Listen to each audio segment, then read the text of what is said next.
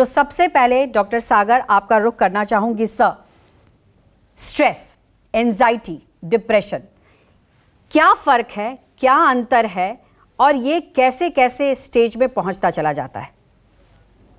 सही सबसे पहले तो आप सबको मेरा नमस्कार और बहुत इम्पोर्टेंट डिस्कशन है ये। और सबसे ज़रूरी बात है कि आप मेंटल हेल्थ पे चर्चा कर रहे हैं हम सब विशेषज्ञों के साथ। और हमें ज़रूरी है हम सब पब्लिक तक पहुंचना, लोगों तक पहुंचना, और ये बहुत बड़ा ज़रिया है। आप सभी के साथ हम जुड़ सकते हैं और कनेक्ट हो सकते हैं।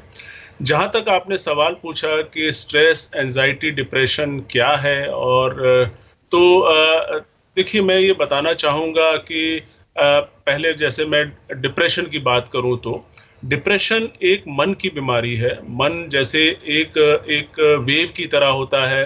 एक वेव ऊपर आती है, एक वेव नीचे जाती है। तो ऊपर का मतलब है जब हम खुश होते हैं, नीचे का मतलब जब हम थोड़े उदास होते हैं। और जीवन में इतने उतार चढ़ाव हमारे जीवन में आते हैं और ये स्वाभाविक है। हमें जो है मन, अगर कोई काम अच्छा होता है तो हमें हमारा मन खुश हो जाता है। जब कुछ हमारे साथ गलत होता है या खराब होता है तो हम उदास हो जाते हैं। तो ये स्वाभाविक एक नेचुरल बात है जो अगर ऐसा होता है तो इससे घबराएं ना। लेकिन अगर ये बहुत ज़्यादा हो जाता है, इसकी तीव्रता, सीवियरिटी ज़्यादा हो जाए या बिना कारण के हो जाए, या जब हो जाए तब आप जो है काम करना बंद कर दें, लोगों से मिलना जुलना बंद कर दें, या आपकी फंक्शनिंग आपकी ख़राब हो जाए, तब ये डिप्रेशन के लक्षण हो सकते हैं। मुख्य रूप से डिप्रेशन को डायग्नोज करना बड़ा आसान है। आप कोई भी अपने आप पे या आपके परिवार में कोई, या जहां आप काम करते हैं उसको है, तो लक्षण हो जो 2 हफ्ते से ज़्यादा हो, 2 सप्ताह से ज़्यादा हो, मेनली अगर आपका मन उदास है या आपके काम में मन नहीं लग रहा या आपको थकावट महसूस हो रही है, ये जो 3 मुख्य सिम्टम्स होते हैं, इनमें से अगर 2 हैं आपको, और उसके अलावा आपको जो है आपको अपने आप को हानि पहुंचाने के ख्याल आते हैं, आपकी भूख कम हो गई है या आपके वजन कम हो गया है या आपको नेगेटिव ख्याल आते हैं, अगर ये भी है तो आपको डिप्रेशन के लक्षण हो सकते हैं, जिसको आसानी से पहचाना जा सकता है। और अगर डिप्रेशन का मतलब ये नहीं है कि आपको सारे ही सिम्टम होंगे। अगर आपको 4 सिम्टम भी हैं, 5 सिम्टम भी हैं, तो भी आप डिप्रेशन का डायग्नोसिस बन जाता है। और डिप्रेशन पूरी तरह से इलाज संभव है इसका। ये बहुत बड़ी गलत भ्रांति है कि अक्सर लोग समझते हैं कि इसका इलाज नहीं है, पूरी तरह से इलाज है।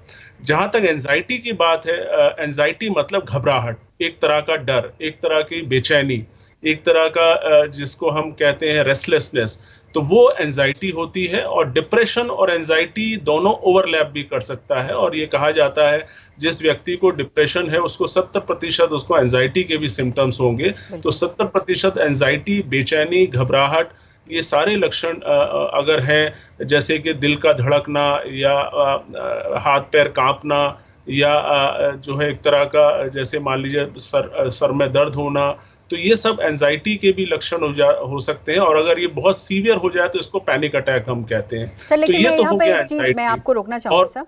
जैसे आपने कहा कि एंजाइटी 70% लोगों में होता है अगर डिप्रेशन में है तो, लेकिन यहाँ मैं एक चीज़ समझना ये चाह रही थी, क्या स्ट्रेस एंजाइटी पैदा करती है और एंजाइटी जब बढ़ती है तो डिप्रेशन होता है? ये क्या मतलब स्टेजेस हैं या फिर अलग अलग पार्ट हैं?